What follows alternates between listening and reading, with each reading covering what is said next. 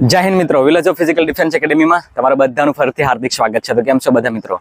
તો મિત્રો એસએસસી જીડીના વિદ્યાર્થી મિત્રોનો ઘણો સવાલ હતો કે સર આ 2 દિવસથી જે ગ્રાઉન્ડ થયું છે એમનું કંઈ અપડેટ આપો કે ખરેખર કઈ રીતના થયું છે, શું છે અપડેટ શું છે? કેમ કે બારોબાર રાજ્યોને તો આપણે ખ્યાલ આવી જ જાય છે, પણ ગુજરાતનો હજી ખ્યાલ નથી આવતો. કેમ કે ગાંધીધામ અને ગાંધીનગર બે જે ગ્રાઉન્ડ છે આપણે એસએસસીના વિદ્યાર્થી મિત્રો માટે, તો એમાં કઈ રીતના પ્રોસેસ છે, તો આ વિડીયોમાં હું એ જ વાત કરવાનો છું.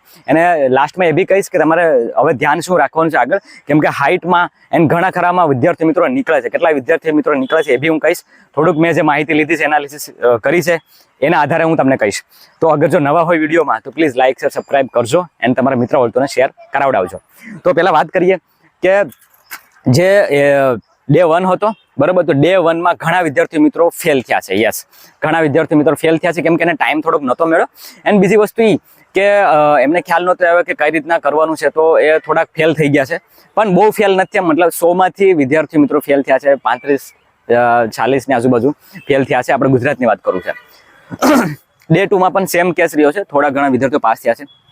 પણ સૌથી જે વધારે ફેલ થયા છે ને મિત્રો, એ ફેલ થયા છે આપણે હાઇટમાં. યસ, હાઇટમાં ઘણું ખરું માપ્યા છે. પહેલાં તો તમારા માટે ત્યાં એડમિટ કાર્ડ ને એ રીતના લઈ બોલાવી, બરાબર, અને તમને ત્યાં હાઇટ માપાવશે, પછી રનિંગ કરાવશે. તો શરૂઆતની હાઇટમાં પણ ઘણા વિદ્યાર્થીઓ નીકળ્યા છે અને લાસ્ટની ફિક્સ હાઇટમાં પણ ઘણા વિદ્યાર્થીઓ આઉટ થયા છે. યસ, તો એ એક પોઈન્ટ જે રહ્યો છે કે જે હાઇટમાં વિદ્યાર્થી મિત્રો ઘણા નીકળી ગયા છે.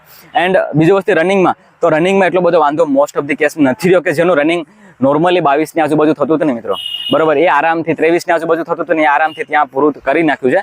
હા, સિવાય કે કોઈ પણ વ્યક્તિ કે જે પહેલી વાર રનિંગ કરે છે અને ખ્યાલ નથી આવતો કે ક્યાં સ્પીડ વધારવી છે, ક્યાં સ્પીડ ઘટાડવી છે. કેમ કે રોડ ઉપર તમને ખબર છે કે રોડ ઉપર કઈ રીતના રહેતું હોય છે. ગાંધીનગરની વાત કરું તો ત્યાં ટ્રેક છે, બરાબર, 1500 મીટરનો, તો ત્યાં ટ્રેકમાં કરાવડાવે છે. અને જે આપણે ભુજની છે તો ત્યાં રોડ ઉપર છે 2.5 કિલોમીટરનું, જે દર વખતે એમનું હોય છે, બરાબર. તો જાજો ચેન્જ છે નહીં ગ્રાઉન્ડ. હું એવું કહીશ તમને કે એવું તમે નહીં વિચારીને જશો ને કે ભાઈ આપણે રોડ માથે કરાવશે અને ગ્રાઉન્ડ ઉપર કરાવશે તો આ રીતના થવાનું છે, એ વસ્તુ માન્યતા ખોટી છે. હું તમને એટલું કહું છું કે તમારું 21-22માં થાય ને તો કદાચ તમને રોડ ઉપર કરાવે કે ગ્રાઉન્ડ ઉપર કરાવે, it doesn't matter. A matter કરતું જ નથી. આ વસ્તુ આપણે માનસિકતા આપણે એવી ઘૂસી ગઈ છે કે અહીંયા કરાવશે તો હું ફેલ થઈ જાય છે, ઓલી પર કરાવશે તો ફેલ થાય. બસ તમારે થોડુંક દિમાગી તौर પર ત્યાં પ્રેઝન્સ ઓફ માઇન્ડ રાખવાનું છે અને તમારે પૂરું કરવાનું છે. બાકી એવું ટેન્શન નથી લેવાનું કે આપણે હું આગળ થશે, કેવું થશે. બસ હું તમને એવું કહીશ કે ટાઈમિંગને કવર અપ કરજો. હજી બી તમારી પાસે 15, 20, 25 દિવસ હોય તો રેપિટેશનમાં હવે ઉતરી જાજો. હવે લોંગ રનિંગ એમાં નહીં પડતા, હવે રેપિટેશનમાં ઉતરી જજો તાકી ટાઈમિંગ વહેલી તકે કવર અપ થઈ શકે. યસ, એન્ડ 21-22 સુધી લઈને જજો, બરાબર, તો ત્યાં તમે સેફ એન્ડ સિક્યોર છો, બરાબર. એન્ડ બીજી એક વસ્તુ એ મેડિકલની, તો મેડિકલ ઓન ધ સ્પોટ બીજા દિવસે થાય છે. શરૂઆતના દિવસો છે એટલે શરૂઆતના દિવસોમાં વિદ્યાર્થીઓની પાસે ઓછા હશે, એટલે શરૂઆતમાં તરત જ કરાવડાવશે, તરત પહેલા દિવસે બીજા દિવસે લઈ જશે, બરાબર. પછી જેમ જેમ વિદ્યાર્થીઓ વધતા જશે એમ પછી મેડિકલના ડ્યુરેશનનો ટાઈમ પણ તમારો વધતો જશે ને એ બી તમે 3-4 દિવસમાં થતું રહેશે.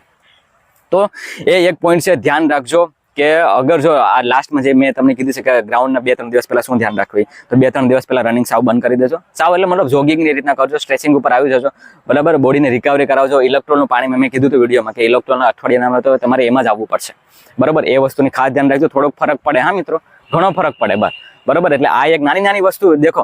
મને 1-2 વિદ્યાર્થીનો મેસેજ આવ્યો હતો કે સર કે હું ખાલી કંઈક 25 થી 30 સેકન્ડ માટે રહી ગયો છું, બરાબર. મારો માર્ક બહુ સારા હતા અને મારો ટાઈમિંગ આવતો હતો 24 ની આજુબાજુ, પણ કે ત્યાં હું આઉટ થઈ ગયો. તો આવું ન થવું જોઈએ, કેમ કે તમારી બેદરકારી કેવી હોય કે તમે ધ્યાન ન રાખો લાસ્ટના વીકમાં. લાસ્ટનો વીક એકદમ બહુ એટલે બહુ ધ્યાન રાખવી પડે તમારે ટાઈમિંગને એક વીક પહેલા, બરાબર. તો હજી બી તમારી પાસે સમય છે. જે બી વિદ્યાર્થીઓને બાકી છે એને દિલથી ઓલ ધ બેસ્ટ, પોતાનું બેસ્ટ આપજો. અને જેનું થઈ ગયું છે ને થોડાક માટે રહી ગયા છો તો નિરાશ નહીં થતો, નેક્સ્ટ ભરતીમાં ટ્રાય કરજો, પણ ધ્યાન રાખજો, બરાબર. આગળ કંઈ પણ મારા પ્રકારની કોઈ પણ જરૂરત જણાય તો હું નંબર આપી દઈશ, એમાં મને સંપર્ક કરી લેજો. બાકી કંઈ ચિંતા નહીં કરતા, આરામથી તમારો ટાઈમિંગ 21-22 આવતો હશે ને તો ત્યાં આરામથી પૂરું થઈ જશે. એવું ચિંતા છોડી જ દો કે ત્યાં કઈ રીતના કરાવશે, શું કરાવશે.